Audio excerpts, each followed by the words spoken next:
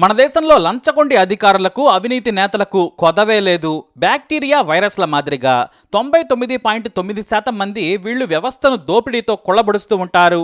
ఒకప్పుడు ప్రముఖ శాస్త్రవేత్త నంబియార్ మీద తప్పుడు ఆరోపణలు చేసి ఏకంగా ఇస్రో పరిశోధనలను కొన్నేళ్ల పాటు వెనక్కి వెళ్లేలా చేశారు దుర్మార్గులు. ఇప్పుడు మనం తెగ మెచ్చుకుంటున్న సెమీ హైస్పీడ్ వందే భారత్ రైళ్ల తయారీ వెనుకున్న మాస్టర్ మైండ్కు కూడా ఇలాంటి పరిస్థితి ఎదురైంది. తమ లంచాలకు తమ అవినీతికి అడ్డుగా ఉన్నాడని ఏకంగా కేసులు పెట్టి ఆయన్ను వేధించి వెంబడించారు. ఎంతలా అంటే ప్రశాంతంగా రిటైర్ కూడా కాకుండా దేశం కోసం, రైల్వే మార్పు కోసం, ప్రజల డబ్బులను వృధా కాకుండా కాపాడటం కోసం ఆయన మొదలుపెట్టిన వందే భారత్ రైళ్ల తయారీలో ఆయనకు ఎదురైన మానసిక క్షోభ అంతా ఇంత కాదు.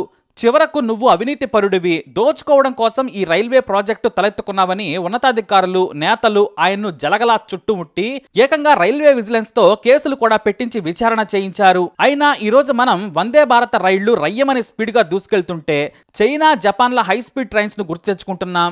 అయితే మనం ఈరోజు వందే భారత రైళ్లు రయ్యమని స్పీడ్ గా దూసుకెళ్తుంటే చైనా, జపాన్ల హై స్పీడ్ ట్రైన్స్ ని గుర్తుకు తెచ్చుకుంటున్నాం. మన రైల్వేలకు ఆధునిక బాటలు పరిచిన ఆ గొప్ప వ్యక్తి గురించి, ఈ రైల్వే తయారీల గురించి ఈ స్టోరీలో తెలుసుకుందాం. ఇంతకీ ఆయన పేరు చెప్పలేదు కదూ, అతనే సుధాంశు మణి.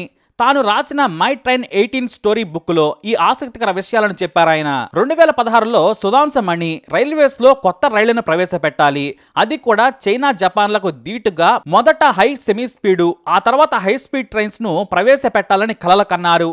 అందుకోసం తాను రిటైర్మెంట్ కాకముందే వీటిని మొదలు పెట్టాలనుకున్నారు.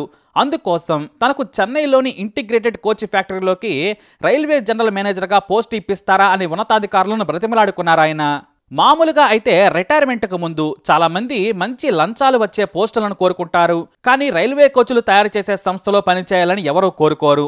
ఇక్కడ పని ఎక్కువ, పైగా బాధ్యతలు అంతకు మించి, జీతం తప్ప మరేమీ రాదు. ఈ మాట ఎందుకు చెప్పాల్సి వస్తుందంటే చాలా మంది లంచాలు కావాలని కోరుకునేవారు ఉన్నారు కాబట్టి. ఇక్కడ కూడా లంచాలు వచ్చే ఛాన్స్ ఉంది. టెండర్స్లో వేలు పెడితే సింగిల్ సంతకంతో లైఫ్ సెటిల్ అయిపోతుంది. కానీ సుధాంశు ఆలోచన వేరు. ఆయన తనకు కోచ్ ఫ్యాక్టరీలో జాబ్ కావాలని అడగడంతో ఎందుకన్నారు ఉన్నతాధికారులు. తాను సెమీ హై స్పీడ్ ట్రైన్ను ప్రవేశపెట్టాలనుకుంటున్నాను, నాకు రిటైర్మెంట్కి ఇంకా 6 ఏళ్ల సమయం ఉంది, ఈ లోపు మన దేశంలో రైల్వేకు కొత్త అధ్యాయం సృష్టించాలని అనుకున్నానని చెప్పారు ఆయన. దీంతో మీరు రైల్వే బోర్డు చైర్మన్ కలవండి, మా వల్ల కాదని కొంతమంది చేతులెత్తేశారు. వెంటనే వెళ్లి రైల్వే బోర్డు చైర్మన్ కలిశారు సుధాంశు. తన మనసులోని మాట చెప్పారు ఆయన. మీరు స్పానిష్ కంపెనీ టాల్గోతో ఒప్పందం కుదుర్చుకోవాలనుకుంటున్న స్పీడ్నే తాను కూడా ఇస్తానన్నారు ఆయన. దానికి ఆ చైర్మన్ ఆశ్చర్యపోయారు. గంటకు 180 కిలోమీటర్ల వేగం మీరిస్తారా అని అన్నారు. ఖచ్చితంగా ఇస్తాను సార్ అన్నారు సుధాంశు. టాల్గో కంపెనీ 10 కోచ్ల రేక్ సప్లైకే 250 కోట్లు అడుగుతుంది. పైగా టెక్నాలజీ మాత్రం ట్రాన్స్ఫర్ చేయమంటోంది. మీరు మన దేశంలో సెమీ హై స్పీడ్ రైలు తయారు చేయగలరా అని చైర్మన్ అనుమానంగా అడిగారు. ఖచ్చితంగా చేస్తాను సార్, మన దగ్గర మంచి ఇంజనీర్లు ఉన్నారు, నాకు ఒక అవకాశం ఇవ్వండి, నేను మీకు రైలును ట్రాక్ పై ఎక్కిస్తానని చెప్పారు సుధాంశు. మీకు ఎంత బడ్జెట్ కావాలని అడిగారు ఆయన. 100 కోట్లు చాలన్నారు. ఆ మాట వినగానే చైర్మన్కు సంతోషం వేసింది. ఎందుకంటే స్పెయిన్ కంపెనీ ఒప్పందంతో పోల్చుకుంటే ఇది చాలా తక్కువ. దీంతో రైల్వే మంత్రిత్వ శాఖను సంప్రదించి వెంటనే ఓకే చేశారు.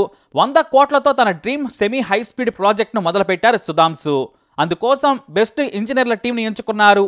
ఇంతలో కొంతమంది నాయకులు, అధికారులు ఈ ప్రాజెక్ట్ మన వల్ల కాదు, ఆలస్యం అవుతుంది, ఈలోపు మనం స్పెయిన్తో ఒప్పందం కుదుర్చుకుందామని ఆపించే ప్రయత్నం చేశారు. దీంతో సుధాంశు ఉన్నతాధికారుల దగ్గరకు వెళ్లి బ్రతిమలాడారు. కొంతమంది ఇళ్లకు వెళ్లి మరి ఆయన ఒక్క ఛాన్స్ అంటూ కోరారు. చైర్మన్కు గట్టి నమ్మకం ఏర్పడడంతో ఎవరు అడ్డుపడ్డా మొదట ఆయనకు ఐసీఎఫ్లో జనరల్ మేనేజర్ పోస్టు దక్కింది. 2 నెలల్లో 100 కోట్ల బడ్జెట్ చేతికొచ్చింది. ఇంకేముంది, దాదాపు ఏడాది పాటు కష్టపడి ప్రత్యేకమైన ఇంజన్ లేకుండానే రైలును తయారు చేశారు. అంటే ప్రతి కోచ్కి ఒక మోటార్ ఉంటుంది. ఇలా ఎందుకంటే ముందు ఇంజన్ బలవంతంగా లాగాల్సిన అవసరం లేదు. స్పీడ్ని బట్టి కోచ్ ముందుకు తనకు తానుగా వేగంగా వెళుతోంది. అన్ని కోచ్ల స్పీడ్ని ముందున్న ఇంజన్ ఆటోమేటిక్గా సమన్వయం చేసుకుంటుంది. దీనికి రైల్వే 18గా పేరు పెట్టారు. ఆ తర్వాత వందే భారత్ రేక్ అని మార్చారు. కానీ ప్రాజెక్టు దాదాపుగా పూర్తయ్యే సమయానికి సుధాంశు మీద ఆరోపణలు చేశారు కొంతమంది అధికారులు.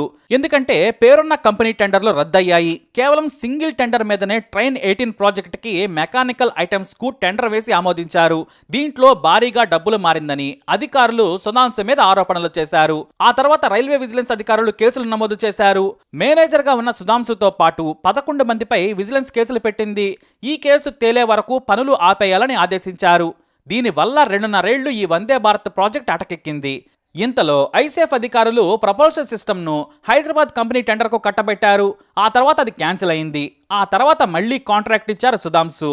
దీంతో ఆయనతో పాటు రైల్వీల్ ప్లాంట్ సీఈఓతో పాటు former chief design engineer, financial head Venugopal, deputy chief electrical engineer గుప్తాలతో పాటు పేరున్న కె వేణుగోపాలరావుతో సహా ఉద్దండల మీద కేసులు నమోదయ్యాయి. దీంతో సుధాంశు మానసిక క్షోభకు గురయ్యారు. ఎందుకంటే విజిలెన్స్ లో కీలక సాక్ష్యం చిన్నది దొరికిన ఉద్యోగాల సంగతి దేవుడెరుగు, వెంటనే జైలుకెళ్లిపోతారు. మొత్తంగా దేశానికి ఏదో చేద్దామనుకుంటే అసలు తాను చేయని తప్పుకు లంచాల కోసం ఈ కుట్ర చేశారని ఆయన కన్నీళ్లు పెట్టుకున్నారు. కానీ నిజాయితీ ఉన్న అధికారులు కూడా ఉంటారని సుధాంశుకి అప్పుడే తెలిసొచ్చింది. 2018లో విజిలెన్స్ డైరెక్టర్ జోషి ఈ ప్రాజెక్టులో ఎలాంటి అవినీతి చోటు చేసుకోలేదని క్లీన్ చిట్ ఇచ్చారు. దీంతో రైల్వే మంత్రి వైష్ణవ్ జోక్యం చేసుకొని ప్రాజెక్టును తొందరగా పూర్తి చేయాలని ఆయన సుధాంశును కోరారు. తమ సహాయ సహకారాలు ఉంటాయని, కావాలంటే బడ్జెట్ పెంచుతామన్నారు. ఇక రైల్వే మంత్రి అశ్విని ఉన్నత విద్యావంతుడు. ఐఐటి ఖరగ్పూర్లో చదివి అమెరికాలో ఉన్నత విద్యాభ్యాసం చేసి ఎన్నో అత్యున్నత స్థానాల్లో ఉద్యోగాలు చేసి రాజకీయాల్లోకి వచ్చారాయన. చిన్న చిన్న అవాంతరాలు అడ్డంకి కావద్దని ట్రైన్ ప్రాజెక్టుకి క్లీన్ చిట్ ఇచ్చారు. దీంతో సుధాంశు వేగంగా తన పని పూర్తి చేసి వందే భారత్ రైలును మొదట వారణాసి ఢిల్లీ రూట్లో టెస్ట్ ట్రైన్ రన్ చేశారు. గంటకు 180 కిలోమీటర్ల వేగంతో దూసుకెళ్లింది. అంతే, ఆయన ఆనందానికి అవధులే లేవు. 2018లో ఆయన వందే భారత్ ట్రైన్ను తనతో పాటు పనిచేసిన ఉన్నతాధికారులకు అందించి రిటైర్మెంట్ తీసుకున్నారు. అయితే ఈ వందే భారత్ ట్రైన్స్ ను అన్ని ట్రాక్స్ పై నడపలేమని ఆయన చెప్పారు. రాజధాని, శతాబ్ది లాంటి స్పీడ్ ట్రైన్స్ ప్లేస్ లో వీటిని నడపొచ్చని చెప్పుకొచ్చారు.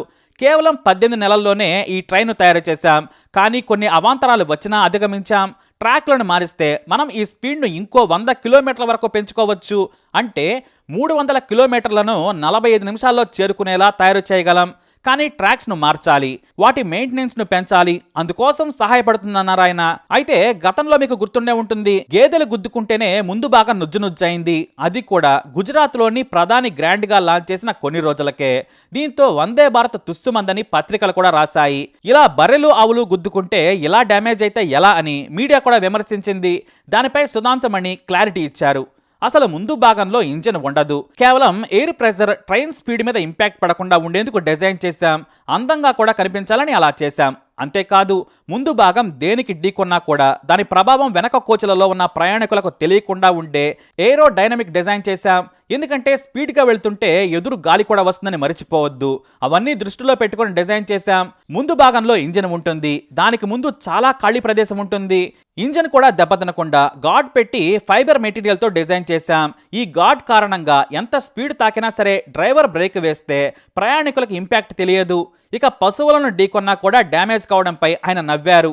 ముందుంది కేవలం ఫైబర్, ట్రైన్ డ్యామేజ్ తగ్గించేందుకు డిజైన్ చేశాం. భద్రత ఉంటుంది, యాక్సిడెంట్ ఇంపాక్ట్ ప్రయాణికులపై ఉండదు. ఫైబర్ను తక్కువ ఖర్చుతో 2 రోజుల్లో రిపేర్ చేయవచ్చు. అంతే తప్ప అది నాణ్యతా లోపం కాదు.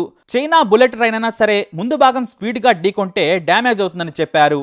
యూరోప్లో చాలా వరకు ఈ సెమీ హై స్పీడ్ ట్రైన్స్ నడుపుతున్నారు. అక్కడ ఎలివేటెడ్ క్యారిడార్లు ఉంటాయి.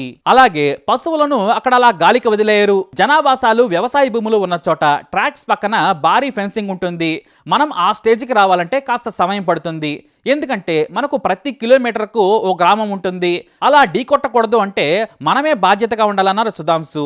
ఈ ప్రాజెక్ట్ మొత్తం భారతదేశ ఇంజనీర్లు తయారు చేసిన టెక్నాలజీ మీదనే వందే భారత్ రైలు నడుస్తూ ఉన్నాయి. ఒక్కో రైలు ఖరీదు 97 కోట్లు. కానీ మన వాళ్ళు లంచాల కోసం 450 కోట్లు పెట్టి స్పెయిన్ నుంచి ఒక్కో రైలు దిగుమతి చేసుకోవాలనుకున్నారట. కేవలం 10 కోచ్ల రైలుకు స్పెయిన్ కంపెనీ 250 కోట్లకు టెండర్ వేసింది. అంతేకాదు, టెక్నాలజీ కూడా ఇవ్వనని చెప్పింది. కానీ సుధాంశు అండ్ టీం కేవలం 97 కోట్లతో సెల్ఫ్ ప్రొఫైలింగ్ రైల్ రేక్ నిర్మాణం చేసి విజయవంతమైంది. రానున్న రోజుల్లో ఎక్కువ రైళ్ల తయారీ చేస్తే ఖర్చు 80 కోట్లకు తగ్గుతుందని చెప్పారు.